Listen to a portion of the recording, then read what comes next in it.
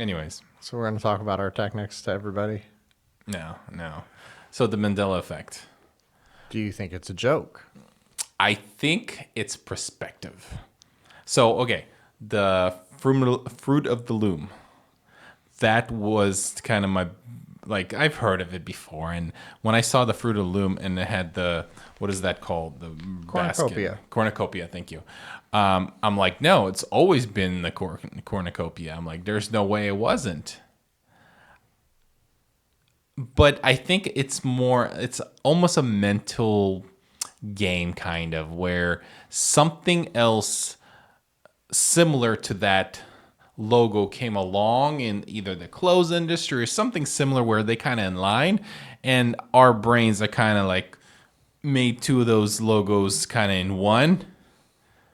Okay, there's one, and then there's the whole mirror on the wall versus magic mirror on the wall. Mm-hmm. I would say that one specifically. I did my research. I looked at it. I'm like, there's no way. It was changed for like a different release or the video versus the theaters. They basically changed it. But going back to Fruit of the Loom, right? Yes. So you have Fruit of the Loom coming out showing every one of their logos since their inception now. Yep. Like to Yep. dispel. Yep. And then you have people who are like, no bullshit. They're rummaging through their old clothes, and some people are actually finding it. Now, you know, it's hard in these days to really gauge stuff because we live in AI world now. And see, like, you know what? Here's the crazy part. Aside from that, it could be some sort of weird auto-suggestion. When people show what they remember, right? It's like, it's exactly what I remember too. Yeah, I'm right there with you. You know, it's not like, oh no, because you know, you get that feeling when something's off, like, oh, it was on the other side, or right, cornucopia right there. So what? Okay, because I was thinking, I'm like, okay, because I thought this was really silly, right? I'm thinking it's really silly. It's just our perspective, and we're just kind of people are making a big deal out of nothing. But maybe what if it's a government psyop? So this is one of my favorite versions of it, like what could possibly be happening. And I have heard that there's, you know, like a concept that they're actually testing the waters to see how much they can blatantly, like, you know, how far can we push it? And like, no, how much poison can they drip in the well until we start dropping off? Right. Kind you know, of thing. It would be like right now, right? Like, what if I told you the Wells Fargo logo had no stagecoach? No, it's possible. Right. Impossible. So, but yet when we go to the Fruit of the Loom thing, we start to question ourselves. So what I question is, you know, the problem that I keep finding with this Mandela effect is there are too many. If it was a little thing here, if it was just the Monopoly Man and the Fruit of the Loom, it'd be like, okay. But well, okay, Fruit of the Loom, I just Googled it real quick and I found it right away. Mm-hmm. It has the cornucopia. So what's the explanation? Maybe it is a government psyop. I have to say in my Alex Jones but voice. if you go, but the Fruit of the Loom company has put out like a thing showing all their logos. That's like they've never had it. But you could just see it. It's on the shirt, and I'm gonna post it right here. Thanks for extra editing. yeah. So I'm gonna post it right there, and it's on the shirt. So why would a company say that when it's there? Unless, what if there was a knockoff brand that was released? You mean like foot of the loom? Foot of the loom. Well, okay, so how about let's run down a couple of these. You know, there's Looney Tunes. There's a couple of these weird ones. You know, it's not so drastic of a difference. Like, you know, what's weird with these things is that they're all just minor tweaks. So like Looney Tunes is just a tiny difference in spelling. Yeah. Well, okay. Before I got here, I watched Mojo. There's a YouTube channel called Mojo, and they were reviewing all these. What was the term called? Mandela effects. Mandela Effects. Yeah, and they had a set of 20 different ones. And Looney Tunes, I didn't get that one. What's missing? Or what's there that wasn't there before? It's the difference in the spelling of tunes, where one is tunes, like tunes as in tunes you listen to the radio. Oh. And Looney Tunes, which everybody remembers being spelled Toons, as in a short word for cartoons. And it's like, why? What doesn't even make any sense? How is it Looney Tunes, as in TUNES? How? That doesn't. Why? Okay, so again, if I search it up, I have Looney Tunes both ways. Right.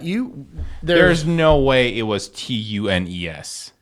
And yet the claim is that's what it's always been. What? Okay, so to prove it, if it is a conspiracy, we should be able to find an old video of the tunes with the double O. So what's crazy though? Like, this whole episode's going to be an aluminum hat section, right? Yep.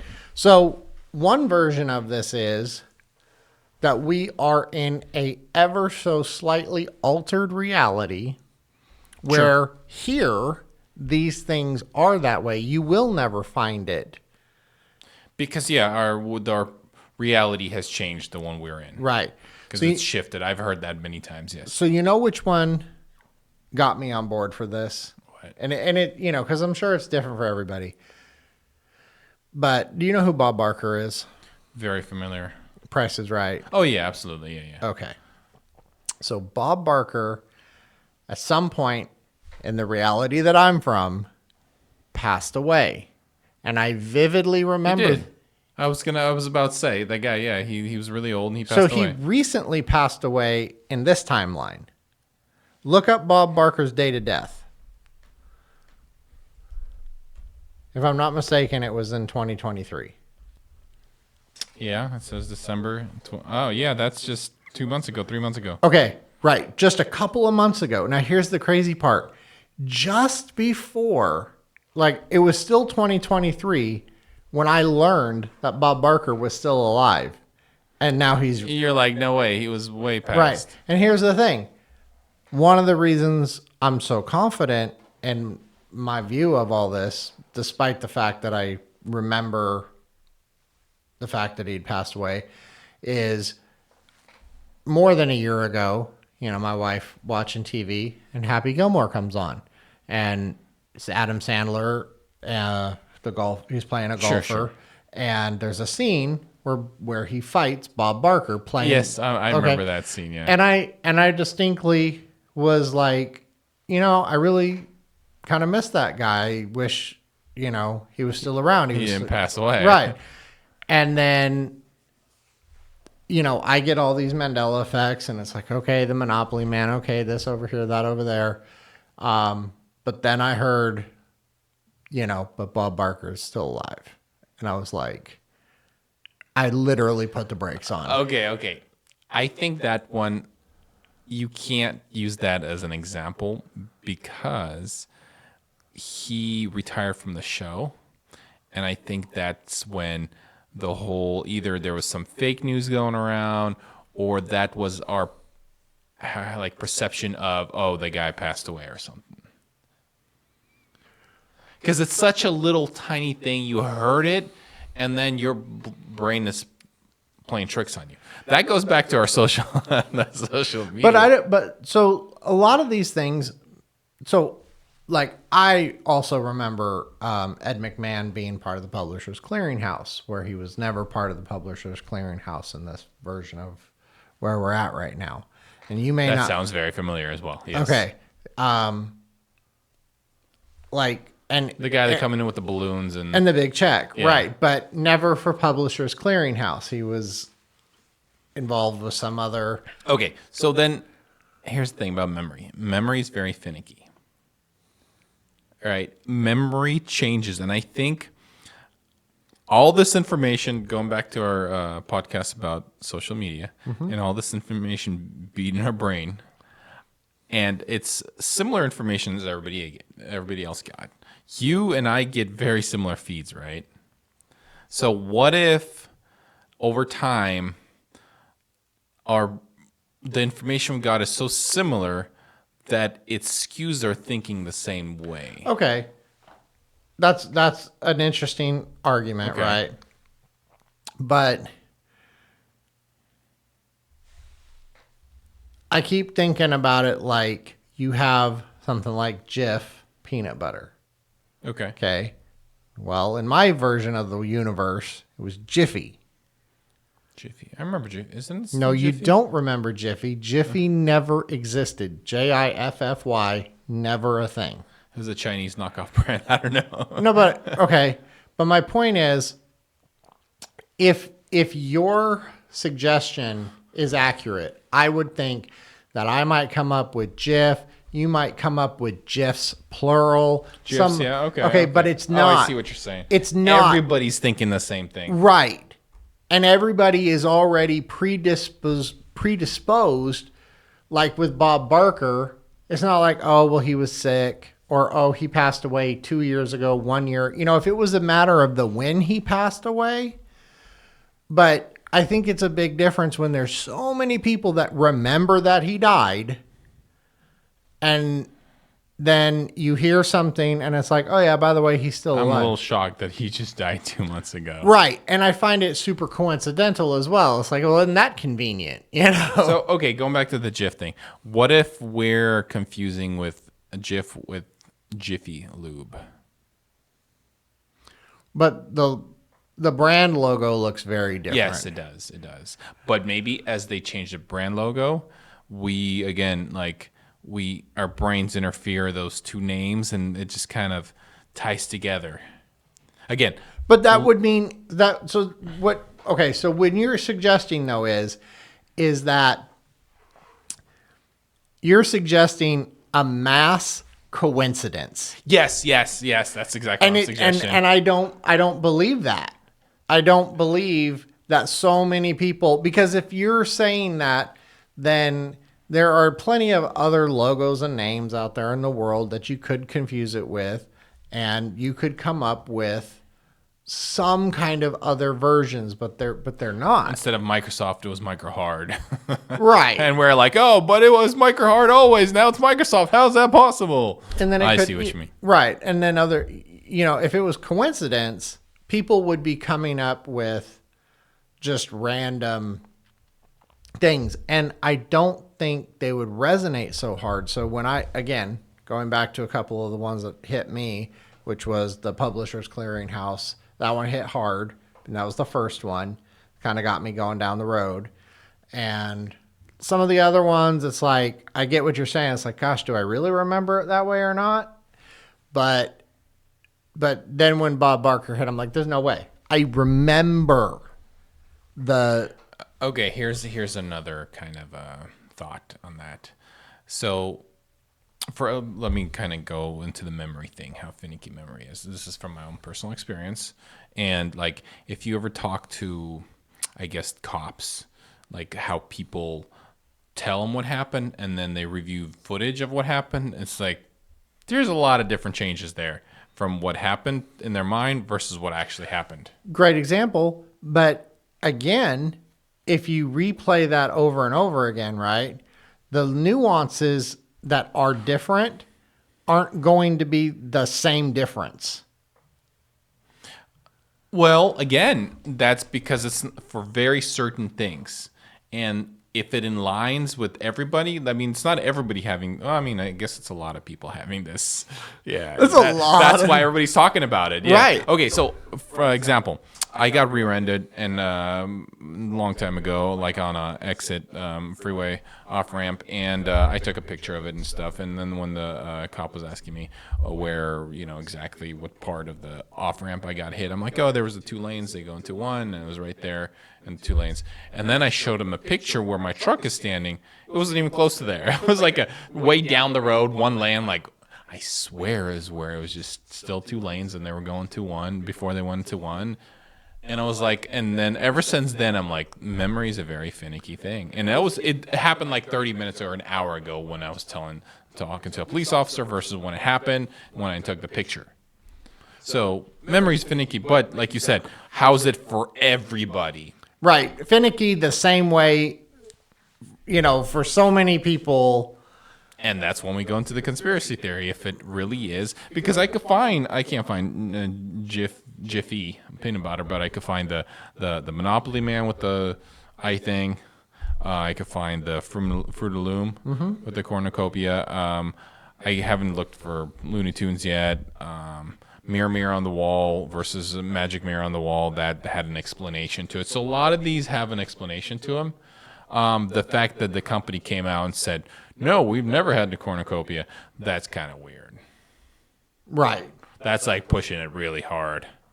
I want to you show them the piece of clothes, say, hey, here's the piece of clothes that has the cornucopia. And one of the things this gets back to is learning. I mean, I agree. Your memory is finicky, right? But what happens when you start losing trust in your memories? What if you become solely dependent and believable to what is put in front of you? Right? Like, how dangerous is that?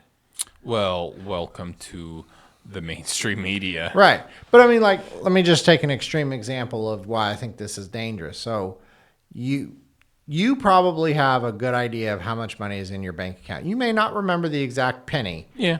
Okay. Yeah.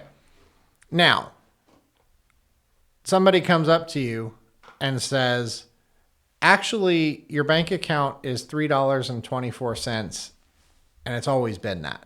Yeah, I would try to figure out, look through the history. No, and all the history and everything. Now, you see where I'm saying this gets dangerous is right now, you would trust your memory Absolutely. beyond all the bank proof and somebody showing. That I have at least $3.5 million in there. Wait, what are you talking about? I have $3 in there. I did not ask you how much money you had. Well, I had a suspicion it was more than $3.50. okay. So, the point of it being, right now, you would absolutely trust your memory beyond. Now, here's the question. What number could I fool you with? If I came in 2 pennies below your, it's like, no. Easy. Right. Well, yeah. $6 below. No, well, at that point, then I'll say, how do you know? Right? How do you know how much money I have in the bank account? How'd you know? No, the bank is coming to you with it. The bank themselves is like you open your phone, you open your phone, and then you go My back bank statement, and you go back through all your transactions, and sure enough, it all equals, and that's what I'm saying. What point could we fool you? 2 pennies below, $6 below, $60, $600, $1,000. I mean, at what point when we start to stretch that? At what point do you go? No. So back to our aluminum hats then. Yes. If that's the case, that's what is happening. The powers to be are trying to do that. Then they're trying to figure out that little sweet spot. Where can we fool the average person or the masses, the 90% or 95% people to believe in whatever we want them to? That goes back to the flat earth thing. A little bit. And I still have some questions about that. We'll get into it another day. Part two. But then the other side of this thing, how do you feel about, I know there's a lot of people that are thinking with CERN and that. Hydro Collider. Right. Sure. That, maybe we did get knocked over just a hair. Okay, so when we're talking about something like that. Yep. The average person has very limited understanding of what actually happens in the Hydro Collider, and the average flat earther believer thinks it is spinning us out of our timeline, and we're jumping through timelines. That's the average flat earther. But when you kind of start searching, I mean, doing your research on exactly what happens, it collides particles. And then we get different particles and we examine what we get out of that. It's kind of like, imagine colliding two droplets of water at really high speed, and then it creates a light, and now we're trying to figure out how it makes that light. Or, that goes back to the frequency. That's a different topic. So just out of curiosity, though, have you ever seen the opening ceremony for the CERN tunnel? It was really weird. I did. Okay. It was really weird. So it's like, okay, yeah, I get, I feel like that's. So maybe there's more to it. It's still colliding, Yeah. But maybe after the collision, or they're colliding in a certain way or creating certain frequency when it collides that we don't understand, or they're not that information is not shared with us. And not to just blame this all on CERN, because I honestly have no idea. Sure. Yeah. Okay. But more to ask you how you really just feel. Like, do you feel like there could be like a reality shift? Do you feel like, it's even in the realm of possibility that, maybe. Honest answer, no. But then again, I put on my conspiracy hat, Lumina hat. You're like, And then it makes me think. I don't know, because again, I know people's memory and people's feelings aren't accurate. They're very finicky and they're kind of all over the place. We cannot rely on people's memories and feelings. That is not data. That's meh. That's like, depends what side of the bed I woke up on. So it really just spurred me to two things. So one, never before have we had so much memory, human memories, in a storage database of any kind. My phone has more pictures in it from a year than my family's in the last 10 years or 20 years or like when I was combined. growing up. Yeah, Yeah. all of my family's photo albums. Very true. Same. So then it just kind of sparked a thought. So then not only do you have all these memories, but now we are coming out with things, and it's like when I watch stuff on anything now, really any platform, if it's coming over, even my TV, right? There's like, what was it? Instagram came out with like filters. Now I'm wearing little mousy glasses. Sure. Okay. So it's like we can augment our memories any way we want them. Like when I watch the Google Pixel, I think it is, and they're like at the beach. And they take a picture, and then there's like some guy over there that they don't want in their picture. Right. Yeah. And they just edited them out. And it's like some part of me believes that there's some, what do you want to call it? Some like tangible thing about analog technology. Like when you record a record onto vinyl, like there's something very static about what that is. And if you have a film and you open the shutter and you expose it to the light and then you close it, you really can't. It's set. It's like rock. It's Right. granite. It was prescribed in granite versus on some magical disc Right. that's easily changed, and it actually does change over time, like our memory. Right. So I'm wondering if this effect that we're having has something to do with these large amounts of accumulated knowledge. And that's where I'm going with this as well, is there's so much information that we are all confused in a way. We can't, we get bombarded with so much information every single day. We don't know what's reality anymore. In a way. And then it's like edited. And we don't know. Then we don't know if it's been edited. Like it used to be if filters, those Instagram filters. No, but it used to be if it was on camera, it was irrefutable. Oh yeah, it happened. Right. And now, like, yeah, you see there was a recent one many years ago, not many years, but a few years ago. It fooled a lot of people where there was an eagle picked up a kid, and the kid, like, if tried to fly off with the kid and then dropped the kid. Right. I don't remember if you remember that one. And that one is like, oh my god, and it was like everywhere. And then like the guys came out, it was, it was just us editing. Right. And that was like really good, but it was really basic. And that was many years ago. And now with what technology we have now, and AI, again, back to AI, we don't know what's up and down anymore after that. It's just getting strange because even if it is a certain way, if you edit it and change it, did it happen the way you changed it to?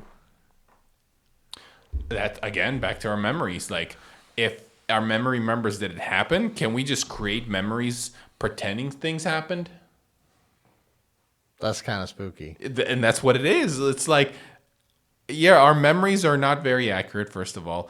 And if we just pretend something happened in our mind, like I was a race car driver, like when I was 25 through 28, I was a professional race car driver. And I'm going to sit there and I'm going to think about it. I'm going to think about every turn. I'm going to think about the feeling, the sweat, the heat, the tires getting replaced when I went into the pits, my manager yelling at me that I need to drive faster, I need to take more risks, the helmet hitting the side of the car when I'm making a tight turn. Like, if I keep thinking about that, does that make me a race car driver? Or does it make you at least, yeah, I mean, what is the reality there? You remember it all of a sudden. And it's kind of crazy because even though you never did it, you can imagine all of it all. You can imagine all of it. Okay, now imagine us being able to disconnect from all this. Have you ever heard of a lead box? AKA a lead sarcophagus. I mean, I have heard of a lead box. I did watch Superman. Oh, well, there you go. The kryptonite. Right, no. The lead box. So, lead is dense, right? Yeah. It blocks signal. It blocks radiation. So now imagine this. You get like a stone, maybe probably granite. Then you put copper inside. You ground the copper into the earth.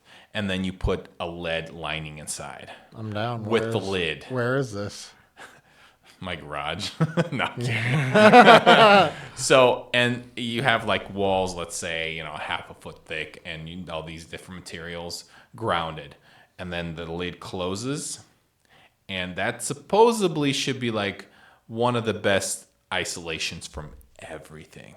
So you could have like in Japan right now, they're digging this huge cavity in a cave, like who knows how far down, to capture certain radiations that are coming from the sun that blocks everything but that certain radiation. But anyways, the lead box would be pretty close to something that, we as people won't feel.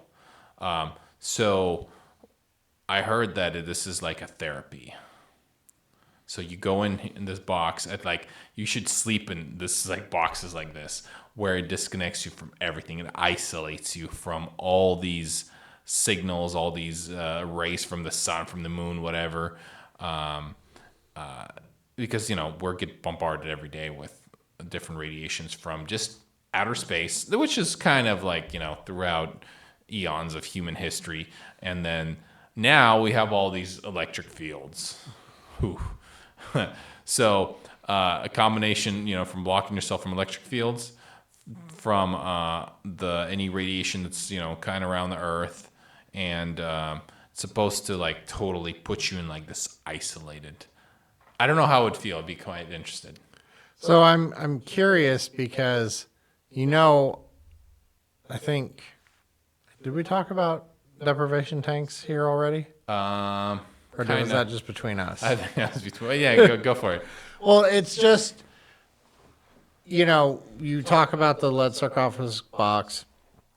You get the concept now, and it sounds delightful, quite frankly. Right, exactly. I'm kind now, of excited. okay, fill it with salt water and float in there. That's what I was thinking. Yeah. Let's build it up a little bigger, and then put a full deprivation chamber in there, so that you can escape the forces of gravity, or at least mitigate Yeah, most yeah, of yeah. it, and then of course get away from the temperature, because that's something that the flotation tanks, they try to keep you at at body temperature.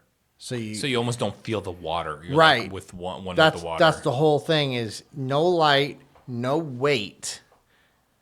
And because they put a bunch of salt in the water, so you're very Sure, sure. buoyant. And then it's like no sound, but it does nothing for Radio like waves. I mean, I'm sure the water has some sort of Yeah, but it's like halfway. You're still getting bombarded from the right. top. But that I wanted to do that. Like, how much would this cost? Do I have to use the lead? Because not the lead, but the copper. Because copper is pretty expensive, and getting some thick copper is gonna be very, very expensive. I wonder how far down you'd have to go, because my wife and I, we want to buy a house, build a house, something. We want to not be renting anymore. Sure, sure. And one of our back and forth is a basement. Yeah, And she's like, a basement. I would love a base. Oh And my I'm god. like, oh my god. you have no idea. Yeah, right. It's I don't know what it is. I would love a basement. There's no basements here in the Sacramento area. I don't know why. And it's crazy. This goes back to one of those subjects we did talk about, where there's like this sort of like natural intuition, right? Is that what it is? My Survival. No, but my friend had a basement, and I remember going over there, and we'd be outside. It's hot. We'd be outside. It was cold. You go into the basement.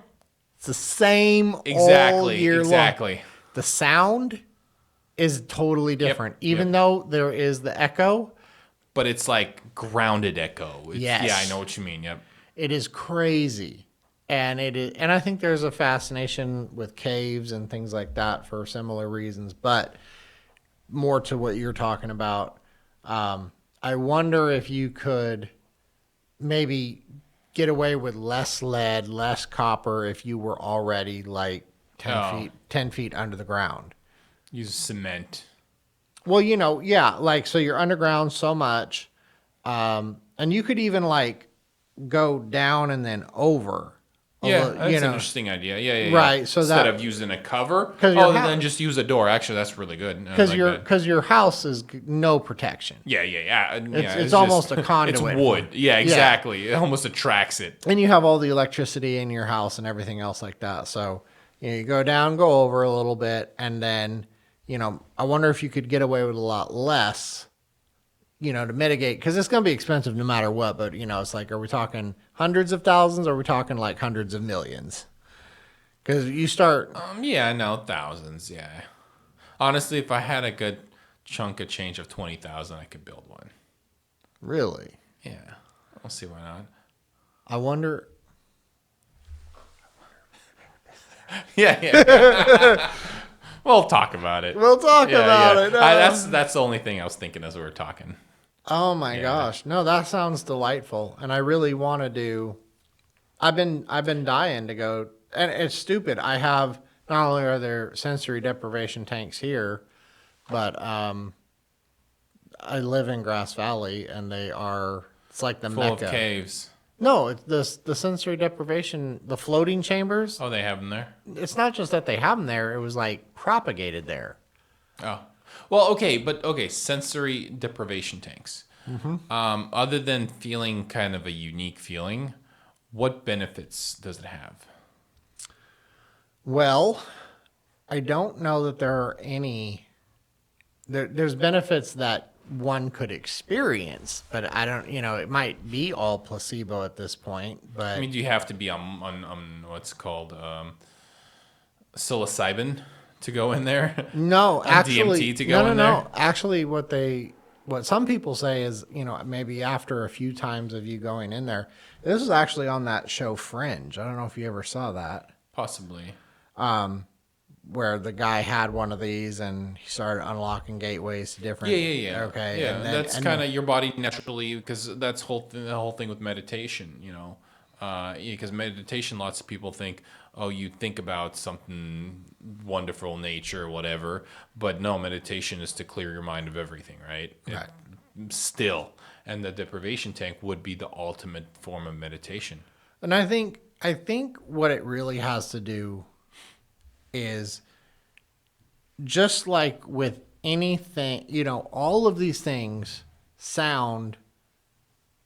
If I just projected sound on this table for long enough, the sound would eventually erode the table away.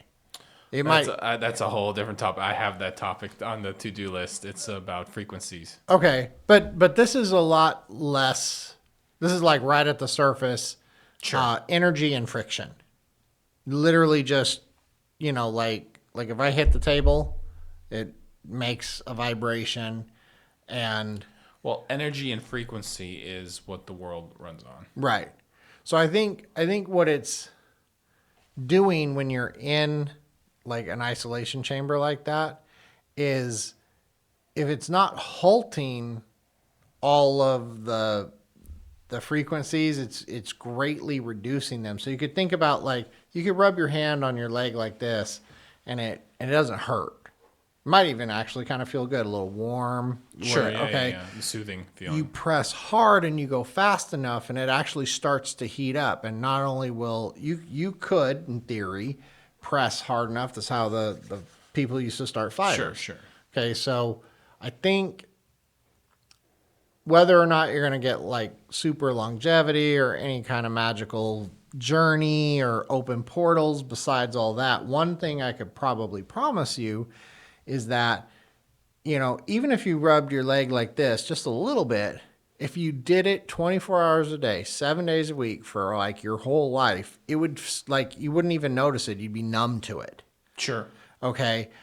But if you stop, even for just a few minutes, Yeah. and then put it back on, you're going to be like, whoa, you're going to be aware. And I think, It's a very good analogy. and I think one of the things that what we've lost is remembering what that quietness is like. We're rubbing our leg every day. All this Right. friction All every this day. friction everywhere. We need to stop.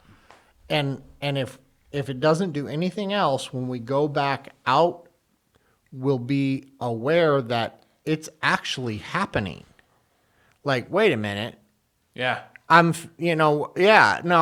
see, I feel it now again. That's why the lead sarcophagus, Right. it will close you off of everything. And they don't have this anywhere? Has somebody got one of these? I'm not sure. I don't remember where I got this idea from, but I remember it's like a universe isolator. It isolates you from it. Again, lead dense. It all frequency and radiation won't pass it, and then copper, you ground it out. So anything that does hits the copper and grounds out. No, and then you heard about that guy. I think we talked about this before. He went underwater and his aging was Oh, there you go. That's a perfect example. The guy that spent 30 days underwater. Right. That isolated him from all the frequencies. Right. And I would care to imagine it also included the hyperbaric effect. So he was Possibly. so he's getting I don't like, see why not. right. He's getting hyper oxygenated for 30 days on top of not, the sandpaper not rubbing on him. Fascinating. Right. And then you can heal. It's like, my question is, are we just being worn down a little faster than we can repair? AKA Mandela Effect. Maybe that's why it's affecting us. Because again, all this we just talked about, all this information. In 1 year, you have more phones or more pictures on your phone than you were probably just your whole entire generation, like your parents, your grandparents, your great grandparents. All of them put All together. put together, exactly. Yeah. Just that little bit of information. Then all the social media we watch every day. Then everything else bombarding us, work, all this affects work. No, and then rubbing got faster and stronger and harder. And then, because I'm not necessarily blaming COVID for anything one way or the other. Okay. At least not on this episode. Sure. But since COVID, right? Whatever has happened, because I think when people became really isolated, they started getting hyper stimulated with their phones. Cause That could have ramped up the social media thing quite a bit. But since COVID, what I've seen is that everybody's exhausted. Everybody is just, and even young people. Like I have children, right? You know what? Yeah, did COVID did like we were kind of on a path and it's like pew! Right. But just on a very basic level, everybody's burnt out. I have not heard anybody come into work or go anywhere and just been like, "Oh my God, I feel so refreshed." Like, and I remember that in my life. I remember working hard and being tired. And I also remember getting a couple of good nights rest. Ooh. And just being like, buddy, let's go party. Let's go. Right. Right. Well, hold on. But age is a factor. But I remember people my age. But you don't know how they feel. You're right.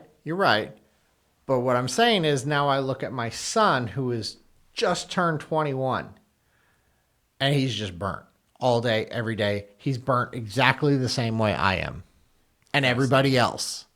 Then this isn't like one or two people. When was the last person you ran into who was just like, dude, I woke up feeling so good today. Got energy to burn. No one. Right. What's the consensus? What is everybody saying? They're burnt out. Everybody's burnt out. Everybody's burnt out. And I don't care what you want to call it. I don't know if it's the social media. I don't know if it's too many cellular signals going through the sky.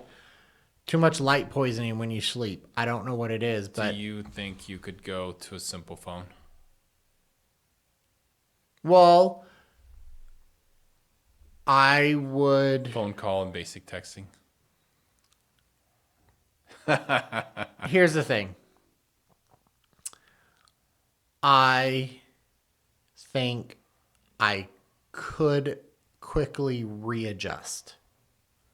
If you were forced to it. If I was but forced can to. you consciously do it? Well, it's hard because I think the answer, as any addict would say, is tomorrow. I don't want to. No, not tomorrow. It's hard because it's so integrated into like my earnings, like my actual work, right? Oh, hold on. Instagram is not really integrated. No, the phone itself. Yeah, because you were saying, could I go back? Yeah, and yeah. it's Because like, I'm right there with you. I need to do emails. I need to do texts. I need to do a calendar. Right. I need to look up stuff or how to solve a certain issue. So yeah, I'm right there with you. Okay, maybe video. Just I guess entertainment. Maybe can you get away from entertainment from the phone? to be honest with you, I think I could. Okay, when I drive, I listen to audiobooks all the time. Some sort of either podcast, audiobook, something. Mm-hmm. When's the last time did you drive that just silence, just like? To be honest with you, every day. Every day. Interesting. I never drive. I do have phone calls. That's different. Yeah. I do talk to my mom on my way home. My wife will, like today, she hit me already, but she would have hit me. Hey, I need you to pick up quarters for the laundry. Sure. But no, I don't. None. Then one of the nicest things about my rides home, because they're a little too long, as you know. Sure. Is it's like my little fortress of solitude. And I really love the new car because it's so quiet. And it's just like, wow. I didn't know Lamborghinis were that quiet. The electric ones are. Wink, wink. Okay. No. But it's just because, the other car that I had was a Camaro. Okay. And it's just loud. Yeah. All the time. Yeah. And, well, I mean, when I was young, I thought that was cool, right? As I grew up, my current age, I'm like, oh my gosh, what a racket. No, and this is interesting too because, like we're already so stimulated all the time. One of my favorite things is just getting away from it. Well, then you can do it. Then you're more than capable of doing it. But my wife has been wanting to go to a concert. Okay. And when I was younger, I really enjoyed going to the few concerts that I did go to. And I used to listen to music all the time. And I used to be into the music and all this stuff. And I don't really even enjoy music that way anymore. Interesting. When I think about going to a concert, one of the things I really don't enjoy about going to a concert is I have no communication with anybody. So I have to literally scream at you and then maybe... Yeah, I don't enjoy that either. Maybe you heard, 25% of the thing. Right. And it's loud and it's like crowded and it's like a 2-hour... You old fart. Right. But even if... Because there's plenty of things that I would drive 2 or 3 hours to go do. Right? Like to go to a Fortress of Solitude. Yeah. Dude, 6 hours away? Okay. I can cut that. I'm going to need to find some funders. Yeah. No, I think we're going to have to start growing. Yeah. To get enough money for that. I like it. It'll be probably a 10 by 10 room. That's cement, underground, 10 feet, and then you have the surf. I can't say the word. Say the word, please. Sarcophagus. Lead box. So the biggest question is, you get in there, then somebody doesn't let you out. I would say you would have it'd be the door. It doesn't go on top. It with the hinge on top, and then you have the what are they called? The cylinders. Yeah, but all those cylinders, you can't put them inside. You'd have to have. No, it's fine. No, you can have them inside. Block The shocks that'll help you just lift it up. I mean, you could just lift, that 1,000-pound lead weight up. No, because that was something that I thought would be cool about just instead of building the sarcophagus to that spec, build the small room, have like a safe door that you can. Oh, just push open. Yeah, that would work too. And then inside that small room, have the sensory deprivation tank. That would be the ultimate. That's my picture. Yeah, absolutely. So you're. And the light, how would the lights be? I would have to figure out how the lights. Oh, you would like fiber. You wires. would literally like bring a glow stick with you. There you go. There's no lights. It's so authentic. I love it. Or here a lighter and a match and a candle. Air. There's an air issue at that point. You will have to get air in there, yeah. Yeah. But you'd be surprised at how little that really is. Well, if it's a 10 by 10 room, you could. There's a lot of things that you could accidentally unalive yourself with. Yeah. That's all the door closed. You're yelling at the top of your lungs like, dude, you're 10 feet underground surrounded by lead. There's nobody hearing you. The guy at the front door reading his magazine. Or scrolling his phone. Yeah, right. He's like, yeah. Look at that guy, got away from it all. So what you're saying is we need to find a piece of property in Grass Valley. Well, we need to find a piece of property. Where we could dig down. We need to find a good piece of property where we can do this. And anyways, that's for another time. Okay. And now you're just leading me on. I feel I'm sorry, man. Got anything else for today? No, I think I'm done. That was a good show. It was. It was a great show.